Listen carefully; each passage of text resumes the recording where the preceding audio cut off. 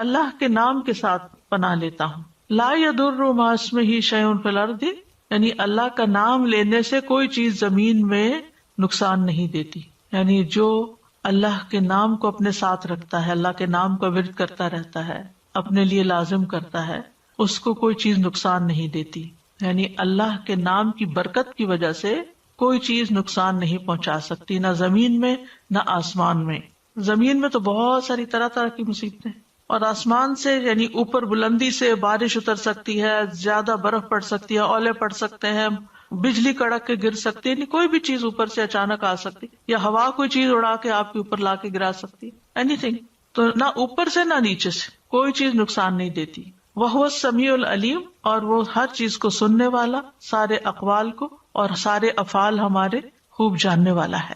تو یہ دعا ان اذکار میں سے ہے جن کی ہر مسلمان کو صبح و شام پابندی کرنی چاہیے، تاکہ اللہ کے حکم سے اچانک پہنچنے والی مصیبتوں، بلاؤں اور تکلیفوں اور نقصان سے انسان محفوظ رہ سکے.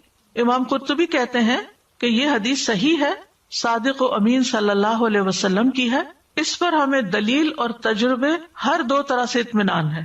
دلیل تو یہ ہے کہ یہ ثابت صحیح حدیث ہے، اور تجربہ ایکسپیرینس بھی کیا انہوں نے. وہ کہتے ہیں کہ جب سے میں نے یہ روایت سنی تھی تو میں پابندی سے اس کو پڑھتا تھا. پھر جب مجھ سے چھوٹ گئی تو مدینہ میں ایک رات مجھے بچھو نے کاٹ لیا. جب میں نے خوب سوچ بچار کی تو مجھے یاد آیا کہ میں نے یہ کلمات نہیں پڑھے تھے. تو یاد رکھیے کہ اس میں اصل جو حفاظت کا سبب ہے وہ اللہ کا نام ہے. بسم اللہ الذی لا یضر، اللہ کا نام لیا جائے تو کوئی چیز نقصان نہیں دیتی.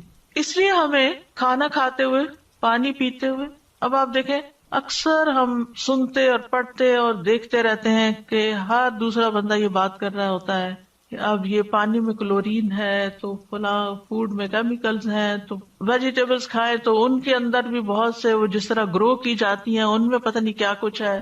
اگر آپ گوشت کھاتے ہیں تو اس کے اپنے نقصان ہیں. یعنی کوئی چیز مجھے لگتا نہیں کہ حلال طیب کی فل کیٹیگری میں آتی ہو. ہر چیز کے اندر کچھ نہ، پھر انسان کہاں جائے؟ کسی اور پلانٹ پہ تو نہیں جا سکتا. اگر آپ یہ کہیں نا کہ آپ یہاں سے کسی ولیج میں چلے جائیں تو ولیج میں جو اگایا جاتا ہے وہ کھادیں ڈال رہے ہیں، طرح طرح کے کیمیکل ڈال رہے ہیں، اسپرے کر رہے ہیں. ہاں زیادہ سے زیادہ یہ ہو سکتا ہے کہ آپ کا کچن گارڈن ہو، لیکن اس میں بھی جو سوائل آپ لا کے ڈالیں گے آلریڈی اس کے اندر کچھ پیسٹی سائڈز ہوں گے. ٹھیک ہے نا؟ تو اس لیے کوئی بھی چیز بچی ہوئی نہیں ہے. اب پھر کریں کیا؟ جو کھائیں پیئیں اس پر اللہ کا نام لے لیں. اور اگر کسی چیز کے بارے میں زیادہ شک ہو تو پوری دعا پڑھ لیں، بسم اللہ الذی لا یضر مع اسمہ شیء فی الارض ولا فی السماء وهو السمیع العلیم. خاص طور پہ اگر کوئی دوائی وغیرہ کھا رہے ہیں یا کوئی انجیکشن لگا رہے ہو کہ آپ کو اس کے سائڈ افیکٹس کا خوف ہے، یا آپ سرجری کے لیے جا رہے ہوں، مطلب کوئی بھی چیز جس سے آپ کو خوف ہے، خطرہ ہے، وہم ہے، تو آپ اس سے بچنے کے لیے یہ دعا پڑھ لیں. میٹھا پسند ہے تو اسے کھاتے ہوئے بھی پڑھ لیا کریں. اور ویسے بھی اگر ہم بسم اللہ پڑھ لیتے ہیں نا، جس چیز پہ بسم اللہ پڑھ لیتے ہیں اس کے اندر برکت ہو جاتی، اور برکت ہونے کا مطلب ہے اس کی خیر نصیب ہوتی ہے، اللہ شر سے بچا لیتے ہیں. جابر بن عبداللہ کہتے ہیں کہ رسول اللہ صلی اللہ علیہ وسلم نے فرمایا، جب تم رات کو کتے کے بھونکنے یا گدھے کے ہینگنے کی آواز سنو تو اللہ کی پناہ طلب کیا کرو، اعوذ باللہ پڑھا کرو، کیونکہ جو کچھ وہ دیکھتے ہیں تم نہیں دیکھتے. جب لوگ سو جاتے ہیں تو باہر نہ نکلا کرو، کیونکہ اللہ عز و جل رات کے وقت اپنی مخلوق میں سے جس کو چاہتا ہے پھیلا دیتا ہے. اور اللہ کا نام لے کر دروازے بند کیا کرو، یعنی اپنے کمرے کا دروازہ بند کر رہے ہو یا گھر کا بند کر رہے ہو، بسم اللہ پڑھ کے کیا کریں، کیونکہ شیطان وہ دروازہ نہیں کھولتا جسے اللہ کا نام لے کر بند کیا گیا ہو. اور مشکوں کو تسمے سے باندھ دو. پہلے زمانے میں وہ لیدر بیگز میں پانی ڈال کے تو وہ درختوں کے ساتھ یا کسی چیز کے ساتھ لٹکا دیتے تھے تاکہ ہوا لگتی رہے، پانی ٹھنڈا رہے. تو اس کو آگے سے پھر باندھ کے تسمے سے تب لٹکاتے تھے یا رکھتے بھی تھے. ظاہر ہے وہ کہیں بھی رکھے تو پانی نکلے گا. تو جب اس کا منہ بند کریں، بوتل کا ڈھکن بند کریں، فریج بند کریں، بسم اللہ پڑھ لیں. مٹکوں کو ڈھانپ دو، یعنی جس میں سے پانی لے کے پیتے ہو. برتنوں کو اوندا کر دو، کھلے برتن نہیں چھوڑو. یہ حفاظت کے سارے طریقے ہمارے دین نے ہمیں سکھائے، اور اللہ سے بڑھ کر کون جانتا ہے، جس نے وحی کے ذریعے نبی صلی اللہ علیہ وسلم کو یہ ساری باتیں سکھائی اور پھر آپ نے ہم تک یہ پہنچائی. تو ہمارا دین کتنا خوبصورت دین ہے کہ جس میں صرف دین اور آخرت نہیں بلکہ دنیا میں رہنے کے طریقے بھی سکھائے اور دنیا میں حفاظت کے ساتھ رہنے کے طریقے بتا دیے. اگلی دعا ہے اللہم عافنی فی بدنی، اللہم عافنی فی سمعی، اللہم عافنی فی بصری، لا الہ الا انت، اللہم انی اعوذ بک من الکفر والفقر، اللہم انی اعوذ بک من عذاب القبر، لا الہ الا انت.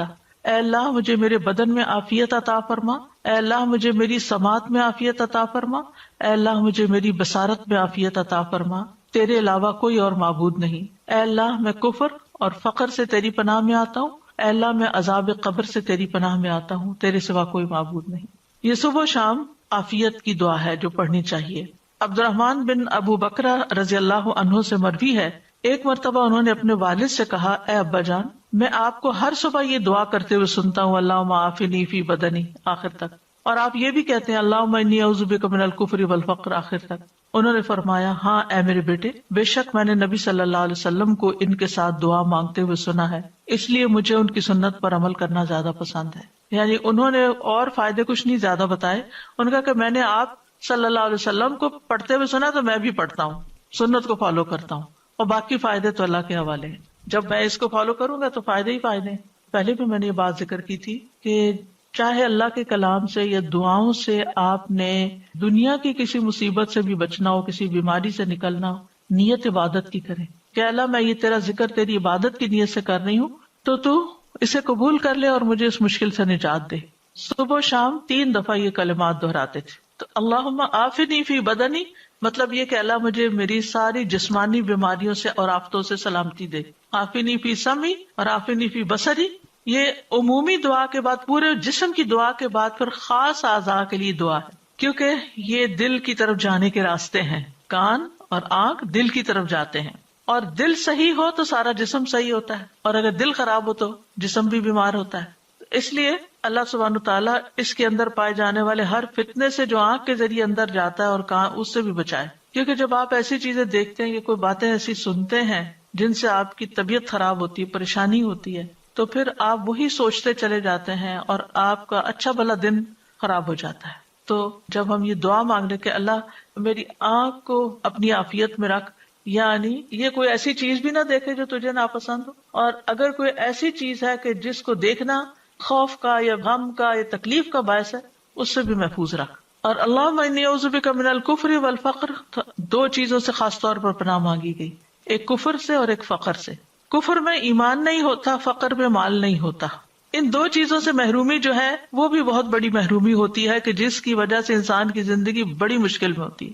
ایمان نہ ہو تو اس کی روحانی زندگی ساری ڈسٹرب، اور مال نہ ہو تو اس کی دنیا کی زندگی ساری مصیبت میں۔ تو یہ دونوں چیزیں بھی بڑی ضروری ہیں زندگی گزارنے کے لیے۔ ایمان کے بغیر تو خیر گزارا ہی نہیں، لیکن مال کے بغیر بھی گزارا نہیں۔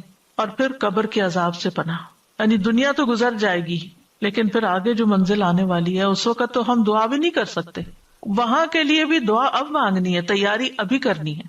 تو اس لیے عذاب قبر جو عالم برزخ میں ہوگا، جو روح اور جسم پر ہوگا، جو بھی اس کے مستحق ہوں گے، اور یہ عذاب برحق ہے۔ نبی صلی اللہ علیہ وسلم ایک مرتبہ بآواز بلند فرما رہے تھے، اے لوگو عذاب قبر سے اللہ کی پناہ مانگا کرو، عذاب قبر برحق ہے، یعنی اس کو جھٹلاؤ نہیں، یہ سچا ہے۔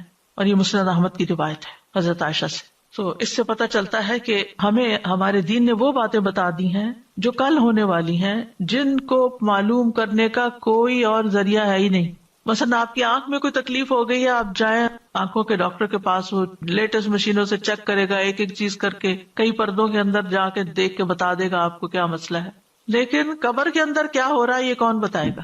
کوئی انسان نہیں بتا سکتا، وہ تو اللہ ہی بہتر جانتا ہے۔ تو اللہ تعالیٰ نے نبی صلی اللہ علیہ وسلم کے ذریعے ہمیں اس مصیبت سے بچنے کے لیے بھی دعا سکھا دی ہے۔ پھر ایک اور دعا ہے، اللہم انی اسألک العافیۃ فی الدنیا والآخرہ، اللہم انی اسألک العفو والعافیۃ فی دینی و دنیای و اہلی و مالی، اللہم استر عوراتی و آمن روعاتی، اللہم احفظنی من بین یدی و من خلفی و عن یمینی و عن شمالی و من فوقی وَأَعُوذُ بِعَظَمَتِكَ أَنْ أُغْتَالَ مِنْ تَحْتِي۔ اے اللہ میں دنیا اور آخرت میں تجھ سے عافیت کا سوال کرتا ہوں۔ اے اللہ میں تجھ سے اپنی دنیا اور دین اور اپنے اہل خانہ اور مال کے متعلق درگزر اور عافیت کا سوال کرتا ہوں۔ اے اللہ میرے عیبوں پر پردہ ڈال دے اور خوف سے مجھے امن عطا کر دے۔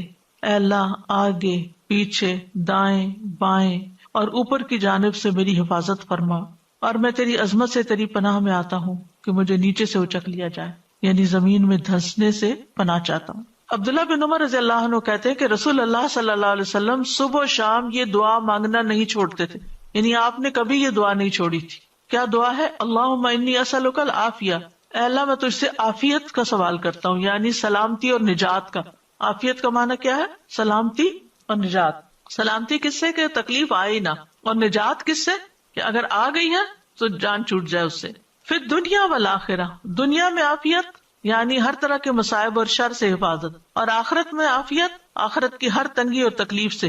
کتنی خوبصورت دعا ہے یہ. اس میں بھی صرف دنیا نہیں بلکہ آخرت کو بھی یاد رکھا گیا ہے، کیونکہ مومن کی زندگی میں آخرت دنیا سے کچھ کم نہیں ہوتی. Very important. اللہم انی اسألک العفو والعافیۃ. اب یہاں پر عافیت کے ساتھ عفو کا بھی ذکر کیا گیا اور عافیت دوبارہ پھر مانگی گئی، یعنی مغفرت اور درگزر کرنے کا سوال کرتا ہوں. فی دینی و دنیایا، دین اور دنیا کے متعلق.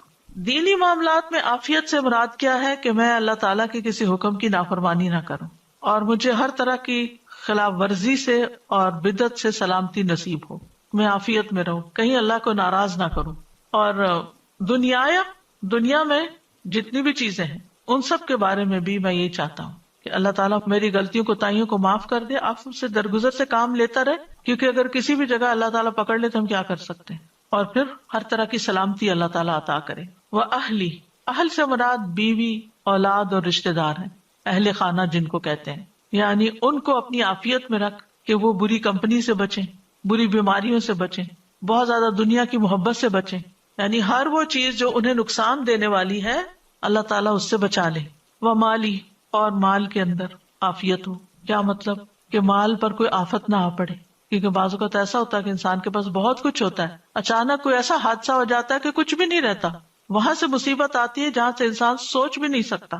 پھر اسی طرح مال میں عافیت کیا کہ حلال ہو، حرام کا شائبہ نہ ہو، شکوک و شبہات سے پاک ہو، یعنی جو کماؤں وہ بھی صاف ستھرا ہو اور جو میرے پاس ہے اس کی بھی حفاظت ہو، اس میں بھی عافیت رہے، سلامت رہے، وہ زوال نہ ہو اس کا، ضروریات میں کسی اور کا محتاج نہ ہوں میں. اللہم استر، اے اللہ ڈھانپ دے، سطر ڈھانپنے کو کہتے ہیں نا، یعنی میری حفاظت کر. عورت کہتے ہیں وہ چیز جس کو ظاہر کرنا شرمناک ہو، مراد ہے گناہ اور عیب، یعنی ہر وہ چیز جس کے ظاہر ہونے پر مجھے شرم آئے آپ اس پہ پردہ ڈال دیں. شاید امام شافعی یہ کس کا قول ہے کہ اگر لوگوں کو ہماری برائیاں پتہ چل جائیں یا ہمارے دلوں کی حالت پتہ چل جائے تو وہ ہمارے جنازہ پڑھنے سے انکار کر دیں، کیونکہ اس نے شیطانوں کے وسوسے اور کیا کیا خیالات بعض اوقات. تو اس میں آپ دیکھیے کہ جب انسان اللہ سے دعا مانگتا ہے کہ اللہ مجھے بچا کے رکھ، تو پھر یہ شر کم ہوتا ہے. وہ آمن رو آتی، اور مجھے ہر اس چیز سے اطمینان اور امن بخش دے جو خوف زدہ کرے، یعنی جو میرے لیے گھبراہٹ کا سبب بنے. آمن رو آتی. اگر مختلف لوگوں کو دیکھیں تو ان کی گھبراہٹ کی چیز مختلف، کچھ لوگ کراؤڈ سے بڑا گھبراتے ہیں، کچھ لوگ سوشلائزنگ سے گھبراتے ہیں، انسانوں کو فیس نہیں کر سکتے، کچھ لوگ مارکیٹ جانے سے گھبراتے ہیں، کچھ لوگ لفٹ پہ جانے سے گھبراتے ہیں، کوئی لوگ جہاز پہ بیٹھنے سے گھبراتے ہیں. یعنی مختلف طرح کے لوگوں کی مختلف گھبراہٹیں ہیں، فوبیا جن کو کہتے ہیں. چھری سے، آگ جلانے سے. اور ریسنٹلی کسی نے کہا کہ مجھے آگ کے قریب جانے سے بہت ڈر، خواتین کا تو گزارا ہی نہیں. لیکن اب آپ دیکھیں کہ جس کے اندر یہ خوف ہے، اور خاص طور پر گیس کا چولہا تو کہتی جلا ہی نہیں سکتی. تو ایسے ایسے خوف اب یہ کہاں سے آ گئے جو باقیوں میں نہیں ہے، اس ایک بےچارے کے اندر آ گیا کہیں سے. تو ایسے ہی ہر ایک کے اندر کسی کسی ایسی چیز کا خوف ہوتا ہے. اور پھر اسی طرح کچھ لوگوں کو ایسے نفسیاتی مرض لگ جاتے ہیں کہ شام ہوتے ہی ان کو ڈپریشن ہوتا ہے، موسم تبدیل ہوتا ہے. پھر اسی طرح جیسے کوئی کام کر لیتے ہیں تو ان کو وہم رہتا ہے پتہ نہیں کیا یا نہیں، وہم کی بیماری، گھر پتہ نہیں لاک کیا کہ نہیں، گاڑی تک جا کے بیٹھ جائیں گے، پھر وہاں سے بےچارے نکلیں گے، پھر آ کے دروازہ چیک کریں گے بند کیا کہ نہیں، پھر جا کے بیٹھیں گے تو پھر خیال آئے گا شاید میں نے صحیح چیک نہیں کیا، پھر دوبارہ جائیں گے. کتنی تکلیف میں ہوتے ہیں ایسے لوگ. یعنی ہم سب ان میں سے کسی نہ کسی چیز کا ایکسپیرینس کر رہے ہوتے ہیں. وضو کا بھی ہوتا ہے، کوکر کا ہوتا ہے، بند نہیں کر کے پکا سکتے اس کو. اللہ تعالیٰ ہر طرح کے ایسی چیزوں سے بچا کے رکھے. تو یہ جو ہے نا وہ آمن رو آتی، اللہ جتنی چیزیں مجھے گھبراہٹ میں ڈالتی ہیں ان سب سے مجھے نجات دے، امن دے دے. آمن امن سے مجھے پیس عطا، یعنی اطمینان قلب نصیب کر دے. کتنی خوبصورت دعا ہے، بس صبح شام پڑھنے کے لیے ہر چیز اس میں کور ہو رہی ہے. اللہم احفظنی من بین یدی ومن خلفی، اللہ میری حفاظت کر میرے سامنے سے بھی، یعنی کوئی مثلا گاڑی سامنے سے آ کے نہ لگے مثلا، یا کوئی چیز مجھے سامنے سے نہ ٹکرائے آ کے، ومن خلفی، اور میرے پیچھے سے کوئی اچانک نہ آ جائے.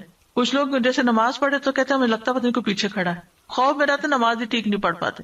وَأَن یمینی، دائیں طرف سے کوئی چیز نہ آئے، وَأَن شمالی، بائیں طرف سے نہ آئے، وَمن فوقی، اوپر سے کوئی نہ آئے. شیطان نے بھی تو یہی کہا تھا نا کہ میں انسان کے آگے سے، پیچھے سے، دائیں بائیں سب طرف سے آؤں گا. وہ اوپر کا اس نے نہیں کہا تھا. کہ جس بندے پہ اللہ کی رحمت ہوتی ہے. وَأَعُوذُ بِعَظَمَتِكَ أَنْ أُغْتَالَ مِنْ تَحْتِي، اور میں تیری عظمت، تیری قوت اور تیری طاقت کے ساتھ حفاظت اور پناہ طلب کرتا ہوں کہ مجھے زمین میں دھنسا نہ دیا جائے، کہیں میں ہلاک نہ ہو جاؤں. اب دیکھیں کہ ساری جو سمتیں ہیں، ڈائریکشنز ہیں، ان کا نام لیا گیا، لیکن جو تحت ہے زمین، جس سے ہم کہیں بھاگ نہیں سکتے. اوپر اگر ہمیں ڈر لگے نا کہ یہ کوئی چیز گرنے والی، تو ہم کیا کرتے ہیں؟ فوراً ہٹ جاتے ہیں. سامنے سے کچھ آ رہا تو ہم ایک طرف ہو جاتے ہیں، دائیں طرف سے آ رہا تو ہم بائیں طرف ہو جائیں گے، بائیں طرف سے پیچھے سے اگر ہمیں شک پڑے تو بھاگ نکلیں گے. اللہ نہ کرے زمین سے کچھ ہونے لگے، کدھر بھاگیں گے؟ زمین ہلنے لگے، کبھی زلزلے کا اگر ایکسپیرینس ہوا ہو تو اللہ کی پناہ. انسان کو سمجھ ہی نہیں آتی کہ یہ رکے کیسے، اس کو روکے کیسے. اور اگر خسف ہو، اللہ نہ کرے. ایک دفعہ مجھے ایک ویڈیو دیکھنے کا موقع ملا جس میں گاڑیاں سرپٹ بھاگی جا رہی ہیں ہائی وے پہ، اور آگے سے زلزلہ آیا، ہائی وے کریک ہوئی، اتنا چوڑا ہوا کہ گاڑیاں ایک کے بعد ایک نیچے گر رہی ہیں. اتنا خوفناک منظر تھا. اسی طرح ایک جگہ پر زمین سنک ہونے لگ گئی، وہ درخت بھی نیچے اندر جا رہے ہیں، اور انسان بھی اور حیوان بھی، اور سب نیچے نیچے نیچے. انسان کیا کر سکتا ہے؟ کچھ بھی نہیں. تو اس لیے اس کو خاص طور پر الگ بیان کیا گیا، وَأَعُوذُ بِعَظَمَتِكَ أَنْ أُغْتَالَ مِنْ تَحْتِي، کہ زمین کے اندر دھنسائے جانے سے میں تیری پناہ چاہتا ہوں کہ نیچے سے میں ہلاک ہو جاؤں اور کسی مصیبت میں پڑ جاؤں. پھر ایک اور دعا ہے، اللہم فاطر السماوات والارض عالم الغیب والشہادہ رب کل شیء وملیکہ اشہد ان لا الہ الا انت اعوذ بک من شر نفسی وشر الشیطان وشرکہ. اے اللہ، آسمانوں اور زمین کے پیدا کرنے والے، غیب اور حاضر کے جاننے والے، ہر چیز کے رب اور مالک، میں گواہی دیتا ہوں کہ تیرے علاوہ کوئی معبود نہیں. میں اپنے نفس کے شر سے تیری پناہ میں آتا ہوں اور شیطان کے شر اور شرک سے تیری پناہ میں آتا ہوں. یہ دعا بھی صبح شام پڑھی جائے گی. ابو بکر صدیق رضی اللہ عنہ نے عرض کیا، اے اللہ کے رسول، مجھے کچھ ایسے کلمات کا حکم دیجئے جنہیں میں صبح شام پڑھا کروں، یعنی جنہیں میں صبح کروں اور شام کروں تو کہہ لیا کروں. آپ نے یہی کلمات سکھائے. آپ نے فرمایا جب صبح اور جب شام کرو، اور جب اپنے بستر پر آؤ تب بھی اس دعا کو پڑھ لیا کرو. اب آپ دیکھیے کہ نبی صلی اللہ علیہ وسلم اپنے بہت عزیز دوست حضرت ابو بکر کو یہ دعا سکھا رہے ہیں. کتنی قیمتی دعا ہے، اور اس میں بھی اللہ تعالیٰ کے نام اور صفات کا واسطہ ہے کہ اللہ جو آسمانوں اور زمین کا پیدا کرنے والا ہے. یعنی فطرہ کہتے ہیں جب کوئی کام شروع کر کے اس کو بنایا اور پیدا کیا جائے. پھر عالم الغیب ہے، یعنی سب چیزوں کا جاننے والا ہے جو ابھی وجود میں بھی نہیں آئی، غیب میں ہے. عالم الغیب والشہادہ، شہادہ کہتے ہیں جو سامنے نظر آ رہا ہو، جس کو دیکھ سکیں آپ. اور ایک اور قول ہے کہ غیب وہ ہے جو بندوں کی نظروں سے اوجھل ہے، اور شہادہ وہ ہے جس کو وہ دیکھتے ہوں. اور اسی طرح کہا گیا کہ غیب پوشیدہ اور شہادہ ظاہر. اسی طرح کہا گیا غیب سے مراد آخرت اور شہادہ سے مراد دنیا. پھر اسی طرح ایک معنی یہ بھی کیا گیا کہ جو پہلے ہو چکا گون، اور جو آگے آنے والا ہے. اور پھر اس میں رب کل شیء، جو رب ہے ہر چیز کا، وہ ملیک اور اس کا مالک، اس کی پناہ لیتا ہوں من شر نفسی، اپنے ہی نفس کے شر سے. اب اس کا خاص طور پر نفس کا ذکر آ گیا یہاں، کیونکہ ان النفس لامارۃ بالسوء، نفس انسان کو بہت زیادہ برائیوں کا حکم دیتا ہے، دنیا کی فنا ہونے والی لذتوں کی طرف لے جاتا ہے اور آخرت کو بلوا دیتا ہے. وشر الشیطان، اور شیطان کے شر سے، وشرک ہی، اور اس کے شرک سے، یعنی جس کا وہ حکم دیتا ہے. اسی طرح اس کو شرک ہی بھی پڑھا گیا ہے. شرک جال کو کہتے ہیں جس سے مچھلی یا پرندے وغیرہ کا شکار کیا جاتا ہے. تو شیطان کا بھی ایک جال ہوتا ہے جس سے وہ انسانوں کا شکار کرتا ہے. دونوں طرح سے پڑھ سکتے ہیں. تو یہ خواہشات کے ذریعے، یہ شبہات کے ذریعے انسانوں کو شکار کرتا ہے. اسی طرح یہ دعا ایک اور طریقے سے بھی آئی ہے، اللہم فاطر السماوات والارض عالم الغیب والشہادۃ انت رب کل شیء والملائکۃ یشہدون انک لا الہ الا انت فانا نعوذ بک من شر انفسنا ومن شر الشیطان الرجیم وشرکہ وان نقترف علی انفسنا سوءا او نجرہ الی مسلم. تھوڑے بہت الفاظ کا فرق ہے. تو یہ دعا بھی وارد ہوئی ہے. اور اس میں ان اقترف علی نفسی سوءا او اجرہ الی مسلم کا مطلب ہے میں اپنے نفس پر کوئی برائی گھسیٹ کے لاؤں یا کسی مسلمان کی طرف لے جاؤں. یعنی شر کے پیدا ہونے کے دو مقامات کو بیان کیا گیا ہے، ایک نفس اور ایک شیطان، اور دو گھاٹوں کو بیان کیا گیا ہے اور اس کی انتہا کو ذکر کیا گیا ہے. یعنی اس کا نفس کے خلاف نقصان ہونا یا مسلمان بھائی کے خلاف نقصان ہونا، دونوں برابر کی چیزیں. پھر دعا ہے امسینا و امسى الملک للہ والحمد للہ لا الہ الا اللہ وحدہ لا شریک لہ لہ الملک ولہ الحمد وہو علی کل شیء قدیر. اللہم اسألک خیر ہذہ اللیلۃ واعوذ بک من شر ہذہ اللیلۃ وشر ما بعدها. اللہم انی اعوذ بک من الکسل وسوء الکبر. اللہم انی اعوذ بک من عذاب فی النار وعذاب فی القبر. ہم نے شام کی اور اللہ کے ملک نے شام کی. ہم نے شام کی یعنی شام ہو گئی ہم پر، اور اللہ کی ساری مخلوق جو ہے اس پہ بھی شام ہوگی، یعنی جو ہمارے آس پاس نظر آتی ہے وہ مراد ہے. اور ساری تعریفیں اس اللہ کے لیے ہیں جس کے سوا کوئی معبود نہیں، وہ اکیلا ہے، اس کا کوئی شریک نہیں، اسی کے لیے بادشاہت ہے اور اسی کے لیے تعریف ہے، اور وہ ہر چیز پر قدرت رکھنے والا ہے. اے اللہ، میں تجھ سے اس رات کی بھلائی کا سوال کرتا ہوں اور اس رات کے شر اور اس کے بعد کے شر سے تیری پناہ مانگتا ہوں. اے اللہ، میں تجھ سے سستی، بڑھاپے کی برائی سے پناہ مانگتا ہوں. اے اللہ، میں تجھ سے آگ میں عذاب اور قبر میں عذاب سے پناہ چاہتا ہوں. باقی چیزیں تو وہی ہیں، لیکن اس میں سستی اور بڑھاپے کی بات آ گئی ہے، اور خاص طور پر رات کے شر کی بات آئی ہے. یہ شام کو پڑھیں گے، صبح پڑھنا ہوگا تو اصبحنا کہیں گے اسی میں. عبداللہ بن مسعود کہتے ہیں کہ رسول اللہ صلی اللہ علیہ وسلم شام کے وقت یہ دعا پڑھا کرتے تھے، اور جو صبح ہوتی تو فرماتے اصبحنا و اصبح الملک للہ آگے تک، یعنی ہم صبح میں یا شام میں اللہ کی نعمت اور حفاظت کے ساتھ ملتے ہوئے داخل ہوئے ہیں. تو اللہ سبحانہ تعالیٰ دن اور رات کی خیر اور بھلائی نصیب کرے، امن اور سلامتی نصیب کرے، اور آخرت کی بھلائی میں دنیا کے اندر عبادت کی توفیق ہو. اس میں جو نئی چیز ہے ان میں سے کسل ہے، سستی. سستی کا مطلب ہے طاقت ہونے کے باوجود نفس کا نیک کام کی طرف نہ اٹھنا، یعنی کر سکتے ہیں، ساری فیسلٹیز موجود ہیں لیکن ہم کرتے نہیں سستی کی وجہ سے. اس سے پناہ مانگی گئی ہے کیونکہ اس کی وجہ سے انسان بہت سے خیر سے محروم ہو جاتا ہے جب سستی آ جاتی ہے انسان کے اندر. ایک ہوتا معذور شخص. معذور کیا مثلا سن نہیں سکتا، بول نہیں سکتا، دیکھ نہیں سکتا، چل نہیں سکتا، گاڑی نہیں ہے، کہیں جا نہیں سکتا، کسی کی کوئی خدمت نہیں کر سکتا، کسی خیر کے کام میں، کسی علم کی مجلس میں شریک نہیں ہو سکتا، ہینڈی کیپ ہے. لیکن ایک شخص ہے جس کو اس طرح کا کوئی بھی مسئلہ نہیں، پھر بھی وہ نہیں کرتا. تو یہ سستی ہمارے اپنی ہی دشمن ہے. اس سے پناہ مانگی گئی کہ اللہ اس سے بچا کے رکھ تاکہ ہم خیر اور نیکی کے کاموں میں آگے بڑھتے رہیں. پھر سوء الکبر کی بات بھی ہے، بڑھاپا، سخت بڑھاپا، کیونکہ اس میں بھی انسان کی عقل چلی جاتی ہے، سوچ بچار میں خرابی ہو جاتی ہے، اور دیگر بہت سے امور یعنی دوسروں کے لیے تکلیف دہ ہو جاتے ہیں، کوالٹی آف لائف نہیں رہتی. اور پھر سارے عذابوں میں سے جہنم اور قبر کے عذاب کی یہاں بات کی، یہ دونوں انتہائی سخت عذاب ہیں. یعنی مرنے کے بعد جو پہلا عذاب ہے قبر کا وہ سخت ہے، اور آخرت میں جو سب سے بڑا عذاب ہے وہ جہنم کا ہے. پھر ایک اور دعا ہے اللہم بک اصبحنا و بک امسینا و بک نحیا و بک نموت و الیک المصیر. اور شام کے وقت اللہم بک امسینا و بک نحیا و بک نموت و الیک النشور. اے اللہ، ہم نے آپ کے نام کے ساتھ صبح کی اور آپ کے نام سے شام کی، اور آپ کے نام سے زندہ ہیں اور آپ کے نام پہ ہم مرتے ہیں اور آپ ہی کی طرف لوٹنا ہے. تو یہاں صبح شام اللہ کی طرف لوٹنے کو یاد کروایا جا رہا ہے کہ یہ یاد رکھو واپسی بھی ہے ایک دن، ہمیشہ کے لیے نہیں آئے اس دنیا میں. یعنی صبح کے وقت ہم تیری نعمتوں اور تیری حفاظت کے ساتھ دنیا کے کام کاج کر رہے ہیں، اور تیری دی ہوئی نعمتوں کے ساتھ ہم چلتے پھرتے ہیں، سب کچھ کرتے ہیں، اور شام میں بھی ہماری یہ قوت قدرت باقی رہتی ہے، اور تیرے ہی نام سے ہم زندہ ہیں، یعنی جب تک تو زندہ رکھے ہم زندہ ہیں، اور تیرے نام کے ساتھ ہی ہم دنیا سے چلے جائیں گے. تو ہمارے سارے امور اللہ کے ہاتھ میں ہیں. یہ مت سمجھے کہ ہم اپنی مرضی سے یہ سب کچھ یہاں کر رہے ہیں. اللہ نے ہمیں اذن دیا ہوا ہے یا ہمیں رخصت دی ہوئی ہے تو ہم زمین پر یہ سب کچھ انجوائے کر رہے ہیں، اور یہ ہماری ملکیت نہیں ہے، کوئی اصل ملکیت اللہ ہی کی ہے، اور جس وقت چاہے وہ ان چیزوں کو لے بھی سکتا ہے. وَإِلَيْكَ النُّشُورُ، یہ بھی دن رات یاد کروایا گیا کہ تیری طرف جی اٹھنا ہے، یہ بھی انسان کبھی نہ بھولے. وَإِلَيْكَ الْمَصِيرُ، تیری ہی طرف واپس لوٹنا ہے. پھر ایک اور دعا ہے یا حی یا قیوم برحمتک استغیث اصلح لی شأنی کلہ ولا تکلنی الی نفسی طرفۃ عین. اے زندہ، اے قائم رہنے والے، میں تیری رحمت کے ساتھ مدد چاہتی ہوں، میرے سب کام درست کر دے اور پلک جھپکنے کے برابر بھی مجھے میرے نفس کے سپرد نہ کر. نبی صلی اللہ علیہ وسلم نے حضرت فاطمہ کو یہ دعا صبح شام پڑھنے کی تلقین کی تھی.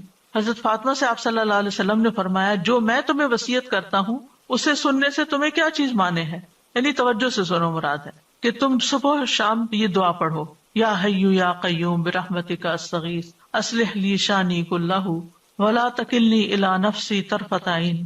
تو یا حی، اے ہمیشہ قائم رہنے والی ذات، یا قیوم، اے مخلوقات کے کاموں کو قائم رکھنے والی، اصلح لی شانی، میرے سارے حالات درست کر دے، ہر چیز میری ٹھیک کر دے، اور ولا تکلنی الی نفسی طرفۃ عین، مجھے بے یار و مددگار نہ چھوڑنا، مجھے میرے اپنے نفس کے بھی ایک لمحے کے لیے حوالے نہ کرنا، کیونکہ ہو سکتا ہے اسی لمحے میں پھسل جاؤں، تو میرے نفس کو تو قابو میں رکھ. پھر ہے حسبی اللہ لا الہ الا ہوا علیہ توکلت وہو رب العرش العظیم. سورۃ التوبہ کی آیت ہے، 7 دفعہ پڑھنی ہوتی ہے صبح و شام. پھر بھی اگر وہ منہ موڑ لے تو آپ کہہ دیجئے اللہ مجھے کافی ہے، اس کے سوا کوئی الہ برحق نہیں، اسی پر میں نے توکل کیا اور وہ رب ہے عرش عظیم کا. ابو درداء فرماتے ہیں جو شخص یہ دعا یعنی حسبی اللہ کی صبح و شام 7 دفعہ پڑھے، اللہ تعالیٰ اسے تمام فکروں سے کافی ہو جاتے ہیں، یعنی اس کی فکر دور ہو جائیں گی. پھر اس میں آپ دیکھیے کہ جو بھی چیزیں آپ کو پریشان کرنی ہے اس میں اگر انسان یہ کہے کہ ان میں مجھے اللہ کافی ہے، اللہ میری مدد کرنے والا ہے، بس ہم اس پہ بھروسہ کرتے ہیں، کسی اور پر نہیں. کیونکہ وَمَن يَتَوَکَّلْ عَلَى اللَّهِ فَهُوَ حَسْبُهُ، جو اللہ پہ بھروسہ کرے گا اللہ اس کو کافی ہو جائے گا. اور پھر الذی لا الہ الا ہو، وہی معبود برحق ہے. علیہ توکلت، اسی پہ میں نے بھروسہ کیا، اسی پر اعتماد کیا، اپنے معاملات کو اسی کے سپرد کر دیا، اور وہ عرش عظیم کا رب ہے. پھر سید الاستغفار ہے، اس کی وضاحت پیچھے میں کر چکی ہوں. اللہم انت ربی لا الہ الا انت خلقتنی وانا عبدک وانا علی عہدک ووعدک ما استطعت اعوذ بک من شر ما صنعت ابوء لک بنعمتک علی وابوء بذنبی فاغفر لی فانہ لا یغفر الذنوب الا انت. اے اللہ تو ہی میرا رب ہے، تیرے سوا کوئی معبود نہیں، تو نے مجھے پیدا کیا ہے اور میں تیرا بندہ ہوں. میں تیرے ساتھ کیے ہوئے عہد اور وعدے پر جہاں تک میری ہمت قائم ہوں. میں اپنے کیے کے شر سے تیری پناہ چاہتا ہوں. تیری نعمتیں جو مجھ پر ہیں ان کا مجھے اقرار ہے اور مجھے اپنے گناہوں کا بھی اعتراف ہے، بس مجھے بخش دے، بے شک تیرے سوا گناہوں کو کوئی نہیں بخشتا. نبی صلی اللہ علیہ وسلم نے فرمایا جو کوئی صبح کو ان کلمات پر یقین رکھتے ہوئے کہے گا تو اگر اسی دن شام سے پہلے اسے موت آ جائے تو وہ جنت والوں میں سے ہوگا، اور جو ان کو رات کو کہے گا اور وہ ان پہ یقین رکھتا ہوگا اگر وہ صبح سے پہلے مر گیا تو وہ بھی اہل جنت میں سے ہوگا. تو اس دعا کو یعنی اس استغفار کو پکڑ لینا چاہیے. اس میں آپ دیکھیے کہ اللہ کو اپنا رب کہا گیا، اللہ تو ہی میرا رب ہے، تو نے مجھے پیدا کیا، تو نے مجھے رزق دیا، تو ہی میرے تمام معاملات کو درست رکھتا ہے. پھر شرک کا انکار، لا الہ الا انت، تیرے سوا تو کوئی الہ ہے ہی نہیں. خلقتنی، اس میں توحید پیچھے الوہیت آئی اور خلقتنی ربوبیت آ گئی، تو نے ہی مجھے پیدا کیا. وانا عبدک، اور میں تیرا ہی بندہ ہوں. وَأَنَا عَلَىٰ عَهْدِكَ وَوَعْدِكَ مَا اسْتَطَعْتُ، میں تیرے عہد اور وعدے پہ قائم ہوں جتنا مجھ میں استطاعت ہے. یہ کون سا وعدہ؟ عہد الست بربکم، جب سب نے کہا تھا ہاں اللہ تو ہی ہمارا رب ہے. اعوذ بک من شر ما صنعت، میں تیری بنا لیتا ہوں اپنے نفس کے شر سے، یعنی جو خرابی میں نے کی اور اس کا وبال مجھ پہ آنے والا ہے، میں اپنے آپ کو پروٹیکٹ نہیں کر سکتا، مجھے تیری پروٹیکشن چاہیے. غلطیاں میری ہیں، کیونکہ جب آپ غلط کام کرتے ہیں تو اس کا خمیازہ تو بھگتنا پڑتا ہے. اللہ غلطی تو ہو گئی لیکن اب اس کی سزا نہیں بھگت سکتا، نہ دنیا میں نہ آخرت میں. اس کے لیے میں پھر تجھے ہی تھام رہا ہوں. میں اپنے کیے کے شر سے تیری پناہ چاہتا ہوں، یعنی ہر غلط کام کا ایک شر ہوتا ہے. استغفر اللہ. تیری نعمتیں جو مجھ پر ہیں مجھے ان کا اقرار ہے، ساری نعمتوں کا. اگر انسان کو نظر نہیں آتی یا الگ الگ مینشن نہیں کر سکتا تو یہ دعا بہت کافی ہے. اللہ ساری نعمتوں کا میں اقرار کرتا ہوں جو بھی تو نے مجھ پر کی، چاہے میں ان کو جانتا ہوں چاہے میں نے جانتا ہی نہیں. یعنی ان نعمتوں کا بھی شکر ادا کرنا چاہیے جن کو ہم جانتے نہیں کہ وہ ہمارے لیے کام کر رہی ہیں. بس مجھے بخش دے، بے شک تیرے سوا گناہوں کو کوئی نہیں بخشتا، کوئی بخش سکتا ہی نہیں جب تک اللہ نہ بخشے. نبی صلی اللہ علیہ وسلم نے یہ استغفار سے کھایا، پھر فرمایا جو کوئی صبح کو ان کلمات پر یقین رکھتے ہوئے کہے گا اگر اسی دن شام سے پہلے اسے موت آ جائے تو وہ جنت والوں میں سے ہوگا، اور جو ان کو رات کو کہے گا اور ان پر یقین رکھتا ہوگا اگر وہ صبح سے پہلے مر گیا تو بھی اہل جنت میں سے ہوگا. کتنی خوبصورت دعا ہے یہ. اب کچھ ایکسٹرا چیزیں ہیں جو 100 بار پڑھنے کی ہیں، جیسے سبحان اللہ العظیم و بحمدہ، اللہ بڑی عظمت والا ہے، اپنی تعریف کے ساتھ پاک ہے. رسول اللہ صلی اللہ علیہ وسلم نے فرمایا جو شخص سبحان اللہ العظیم و بحمدہ 100 مرتبہ پڑھے اور اسی طرح شام کو بھی 100 بار پڑھے تو اس کے برابر مخلوق میں کسی کا درجہ نہیں ہو سکتا. ایسا شخص درجوں میں سب سے اونچا ہے. تو اس سے یہ بھی پتہ چلتا ہے کہ 100 سے زیادہ بار بھی پڑھا جا سکتا ہے، کیونکہ اللہ تعالیٰ کی تسبیح پہ کوئی حد نہیں، کوئی قید نہیں ہے. یہ جو تسبیح ہے یہ ہم کے ساتھ ہے، اور جب تعریف کے ساتھ تسبیح ہوتی ہے تو اس کا مطلب یہ ہے کہ اللہ تعالیٰ کو ہم ہر عیب نقص سے پاک قرار دے رہے ہیں. پھر ایک اور ذکر ہے سبحان اللہ الحمدللہ اللہ اکبر. بڑی خوبصورت حدیث اور بڑی آسان، اگر کسی کو اللہ توفیق دے عمل کی. رسول اللہ صلی اللہ علیہ وسلم نے فرمایا جو سورج نکلنے سے پہلے اور غروب ہونے سے پہلے 100 بار سبحان اللہ پڑھے یہ 100 اونٹنیوں کو قربانی میں ذبح کرنے سے افضل ہے. جب آپ سنتے ہیں نا کہ نبی صلی اللہ علیہ وسلم نے حج کے موقع پر 100 اونٹ قربان کیے تو ہم کہتے ہیں ہم تو زندگی میں سوچ بھی نہیں سکتے. اگر آپ سوچ نہیں سکتے اور آپ کو شوق ہے پھر بھی تو آپ یہ کلمات صبح اور شام 100 بار پڑھیں سبحان اللہ.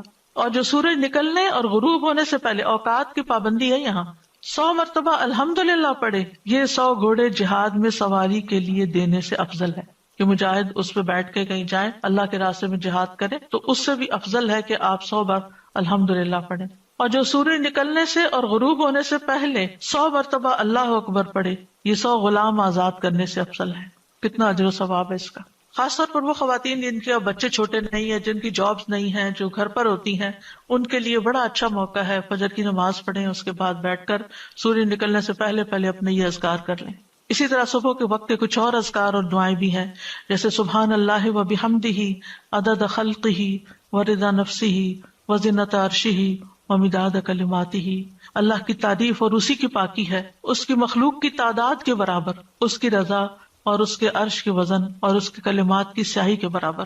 ان کلمات کے بارے میں آتا ہے، حضرت جویریہ سے روایت ہے کہ نبی صلی اللہ علیہ وسلم صبح کے وقت ہی نماز ادا کرنے کے بعد ان کے پاس سے چلے گئے، یعنی نماز کے لیے چلے گئے، اور وہ اپنی جانماز پر بیٹھی ہوئی تھی۔ پھر دن چڑھے، آپ واپس تشریف لائے تو وہ وہیں بیٹھی ہوئی تھی۔ آپ نے فرمایا جس وقت میں تمہارے پاس سے گیا ہوں تم اسی طرح بیٹھی ہو؟ انہوں نے کہا جی ہاں۔ نبی صلی اللہ علیہ وسلم نے فرمایا میں نے تمہارے بعد ایسے 4 کلمات 3 بار کہے، اگر تمہارے آج کے کہے ہوئے کلمات کو ان کے ساتھ وزن کیا جائے تو ان کلمات کا وزن زیادہ ہوگا۔ سبحان اللہ و بحمدہ عدد خلقہ ورضا نفسہ وزنۃ عرشہ ومداد کلماتہ۔ آپ دیکھیے اللہ نے کیا کچھ پیدا کیا، کیا ہم گن سکتے ہیں؟ اس کے نفس کی رضا کیا ہے، ورضوان اللہ اکبر سب سے بڑی چیز ہے، اس کا عرش مخلوق میں سب سے بڑی چیز ہے، اس کا وزن کتنا ہوگا لا یعلم الا اللہ، صرف اللہ ہی جانتا ہے۔ ومداد کلمات ہی، اس کے کلمات لکھنے کی جو سیاہی ہے، قرآن مجید میں آتا ہے کہ اگر سارے سمندر سیاہی بن جائیں اور سارے درخت کلمے بن جائیں تو تب بھی اللہ کے کلمات ختم نہیں ہوں گے، یہ سیاہی بھی ختم ہو جائے گی اور یہ قلم بھی ختم ہو جائیں گے۔ تو آپ سوچئے کہ اس کے برابر اللہ کی تسبیح، یعنی گنتی میں، وزن میں، تعداد میں سب سے بڑی بڑی جو چیزیں ہیں ان کے برابر اللہ کی تسبیح، کتنی خوبصورت تسبیح ہے۔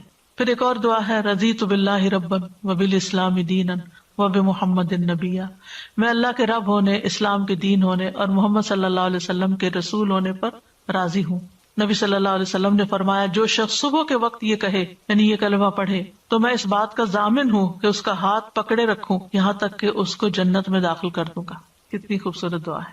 جو اس بات پر مطمئن ہو جائے کہ میرے لیے میرا رب کافی ہے، اللہ ہی میرا رب ہے، وہی میرا معبود ہے اور اسلام میرا دین ہے۔ کیونکہ آج کے دور میں آپ دیکھیں کہ ہمارے بچوں کو اسلام کے اوپر بھی شک ہو گیا ہے، یقین اٹھ گیا ہے۔ تو جو اسلام کو سچا دین مانے اس کی اتنی بڑی جزا ہے، اور وہ اس بات کا اقرار کرے کہ میں اسی رستے پر چلوں گا، اور پھر وہ محمد صلی اللہ علیہ وسلم کے نبی ہونے پر بھی راضی ہو گیا۔ کان حقا علی اللہ ان یرضیہ، اللہ نے خود اپنی ذات پہ یہ واجب ٹھہرایا کہ وہ اس کو راضی کر دے۔ پھر ایک اور دعا ہے اللہم انی اسألک علما نافعا ورزقا طیبا وعملا متقبلا، اے اللہ میں تجھ سے فائدہ دینے والے علم، پاک رزق اور قبول ہونے والے عمل کا سوال کرتا ہوں۔ حضرت ام سلمہ کہتی ہیں جب صبح کے وقت نبی صلی اللہ علیہ وسلم نماز سے سلام پھیرتے تو فرماتے اللہم انی اسألک علما نافعا ورزقا طیبا وعملا متقبلا۔ ہر روز انسان کو یہی چیزیں تو چاہیے ہوتی ہیں، فائدہ مند علم بھی چاہیے ہوتا ہے اور پاک صاف حلال رزق بھی چاہیے ہوتا ہے، اور جو عمل وہ کرے اس کی قبولیت کی گارنٹی بھی چاہیے ہوتی ہے۔ اور اصل میں تو عمل مانگ رہے ہیں نا کہ اللہ نیکیوں کی توفیق دے دے۔ علم جو ہے وہ روحانی ضرورت پوری کرتا ہے ہمارا، اور رزق جو ہے کھانا پینا وہ جسمانی ضرورت پوری کرتا ہے۔ تو جب یہ 3 چیزیں اس کا ٹارگٹ بنے گی صبح صبح کہ یہ 3 چیزیں میں نے دن میں حاصل کرنی ہے، علم حاصل کرنا ہے، رزق کمانا ہے اور پھر اچھے عمل کرنے، تو پھر وہ پلان کرے گا دن کو، اپنے ٹارگٹ سیٹ کرے گا۔ یہاں آپ دیکھیں کہ رزق سے پہلے علم نافع کا سوال کیا گیا سب سے پہلے۔ آپ دیکھتے کہ اکثریت ہماری علم نافع سے پہلے رزق کو رکھتی ہے، ٹھیک ہے وہ ضرورت ہے، لیکن اس سے یہ پتا چلتا ہے کہ جہاں رزق کے کمانے کے لیے انسان کوشش کرتا ہے وہاں پر اس کو علم حاصل کرنے کی اس سے بھی زیادہ کوشش کرنی چاہیے، کیونکہ رزق کمانے میں تو سارے مددگار بن جاتے ہیں، لیکن علم حاصل کرنے میں آپ کا شوق ہی ہوتا ہے، آپ کو خود ہی اسٹرگل کرنی پڑتی ہے۔ لیکن اگر انسان علم نافع چھوڑ کر صرف دنیا کے پیچھے جا رہا ہے تو فرمایا قل هل ننبئکم بالاخسرین اعمالا الذین ضل سعیہم فی الحیاۃ الدنیا وہم یحسبون انہم یحسنون صنعا، کہہ دیجیے کیا ہم بتائیں تمہیں کہ اعمال کے اعتبار سے کون لوگ سب سے زیادہ خسارے میں ہیں؟ یہ وہ لوگ ہیں جن کی ساری کوشش دنیا کی زندگی میں ضائع ہو گئی اور وہ سمجھتے رہے کہ وہ بہت اچھے کام کر رہے ہیں۔ یعنی جو لوگ صرف دنیا کے پیچھے بھاگ رہے ہیں، دنیا حاصل بھی کر رہے ہیں، وہ سمجھتے ہیں ہم سب سے زیادہ کامیاب لوگ ہیں۔ آج اگر آپ سکسیسفل پیپل کی سٹوریز دیکھیں تو اس میں کوئی وہ نہیں نظر آئے گا کہ جو آخرت کے لیے کام کر رہا ہوں۔ وہی لوگ ہوں گے کہ جو دنیا میں آگے نکلے ہوئے ہیں. کبھی انسان کو رزق مال مل بھی جاتا ہے اور وہ سمجھتا ہے کہ یہ پاک اور مفید ہے، لیکن حقیقت میں وہ نقصان دہ ہوتا ہے. تو اس کو بھی کیا حلال ہے کیا نہیں ہے، کیا مفید ہے کیا نہیں ہے، یہ بھی علم سے پتہ چلتا ہے. تو علم نافع میں دین کا علم بھی اور دنیا کا بھی وہ فائدہ مند علم جس سے انسان کو اچھے برے کی تمیز ہو، وہ بھی ضروری ہے. پھر کچھ کلمات شام کے وقت کے لیے خاص ہیں، جیسے اعوذ بکلمات اللہ التامات من شر ما خلق 3 بار پڑھنا. ایک آدمی نبی صلی اللہ علیہ وسلم کی خدمت میں حاضر ہو کر عرض کرنے لگا، اے اللہ کے رسول، مجھے رات بچھو نے کاٹ لیا. آپ نے فرمایا اگر تم شام کے وقت اعوذ بکلمات اللہ التامات من شر ما خلق پڑھ لیتے تو تمہیں یہ تکلیف نہ پہنچاتا. پھر اسی طرح دن کے کسی بھی وقت میں آپ یہ ذکر پڑھ سکتے ہیں، سبحان اللہ و بحمدہ 100 بار. چاہے تو صبح کے وقت پڑھ لیں، چاہے تو سورج نکلنے کے بعد پڑھ لیں، دوپہر میں پڑھ لیں، جب دل چاہے پڑھ لیں. رسول اللہ صلی اللہ علیہ وسلم نے فرمایا جو شخص سبحان اللہ و بحمدہ دن میں 100 بار کہے تو اس کے گناہ معاف کر دیے جاتے ہیں، اگرچہ سمندر کی جھاگ کے برابر ہی کیوں نہ ہو. پھر استغفر اللہ و اتوب الیہ، کثرت سے استغفار کرنا. پھر ہے لا الہ الا اللہ وحدہ لا شریک لہ لہ الملک و لہ الحمد وہو علی کل شیء قدیر، دن میں 100 بار پڑھنا. رسول اللہ صلی اللہ علیہ وسلم نے فرمایا جو شخص دن میں 100 مرتبہ یہ دعا پڑھے گا، لا الہ الا اللہ وحدہ لا شریک لہ لہ الملک و لہ الحمد وہو علی کل شیء قدیر، اسے 10 غلام آزاد کرنے کے برابر ثواب ملے گا. 100 نیکیاں اس کے نامہ اعمال میں لکھی جائیں گی اور 100 برائیاں اس سے مٹا دی جائیں گی. اس روز دن بھر یہ دعا شیطان سے اس کی حفاظت کرتی رہے گی یہاں تک کہ شام ہو جائے، اور کوئی شخص اس سے بہتر عمل لے کر نہ آئے گا مگر جو اس سے بھی زیادہ یہی عمل کرے. تو لا الہ الا اللہ میں اللہ تعالیٰ کی